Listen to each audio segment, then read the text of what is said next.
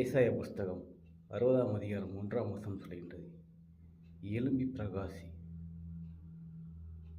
ஒளி வந்தது, கர்த்தருடைய மகிமை உன்மேல் உதிக்கும் என்று சொல்லி இன்றைக்கு தேவன் கொடுக்கின்ற ஒரு அழகான ஒரு வாக்கு சத்தம். ரட்சிப்பு என்னும் ஒளி உங்கள் வாழ்க்கையில் வந்து விட்டது. அவருடைய மகிமை உங்கள் மேல் காண செய்து விட்டார்.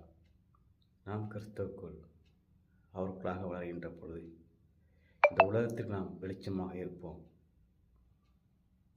ஒளியானது வெளிச்சத்தின் பிள்ளைகளை சுட்டி காட்டுகின்றது, இருளானது பாவத்தை சுட்டி காட்டுகின்றது. நாம் பாவத்துக்கு சத்து நீதிக்கு பிழைத்திருக்கின்றோம். ஆகவே இன்றைக்கு உங்கள் வாழ்க்கையில் ஒளியின் வஸ்திரம், ரட்சிப்பு, விடுதலை, சமாதானம் உங்கள் வாழ்க்கையிலே வந்துவிட்டது. இந்த வார்த்தையை பிடித்து கொண்டு கர்த்தாவை நீர் கொடுத்த ரட்சிப்புக்காக, விடுதலைக்காக ஸ்தோத்திரம்.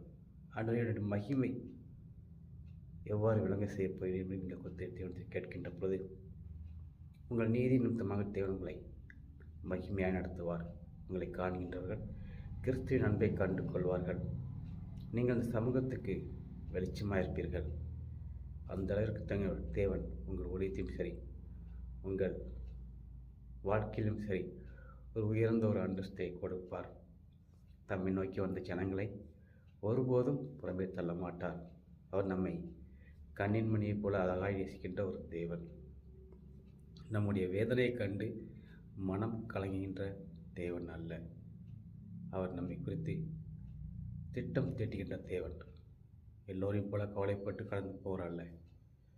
என் மகனுடைய கவலையை குறித்து ஆலோசித்து பார்த்து அதை நீங்கள் செய்கின்ற தேவன். இன்றைக்கும் கிறிஸ்துக்காக எழும் பிரகாசியுங்கள். உங்கள் மேலே கிறிஸ்டின் ஒளி வந்துவிட்டது. உங்கள் மேலே அவருடைய மகிமை உதித்து விட்டது. நீங்கள் அதை உணர்ந்தவர்களாய், கர்த்தாவே நீர் பயன்படுத்தும் பாத்திரமாக நான் இருக்கிறேன் என்று சொல்லி அவர் சமூகத்தில் ஒப்பு கொடுத்து அனைத்து காரியத்தையும் அவருக்குள்ளாக நடக்கின்ற பொழுது கட்டாயம் உங்கள் வாழ்விலே ஆசீர்வாதத்தையும் சமாதானத்தையும் சந்தோஷத்தையும் காண்பீர்கள். நித்திய மகிழ்ச்சி தலைமுறை தலைமுறையாக காண்பீர்கள். விசுவாசியுங்கள், அதில் உறுதியாக தரித்திருங்கள். கட்டாயம் தேவன் உங்களை ஆசிர்வதிப்பார். கர்த்தர் தாமே நாம் எல்லோரையும் ஆசைப்பாராக. ஆமென்.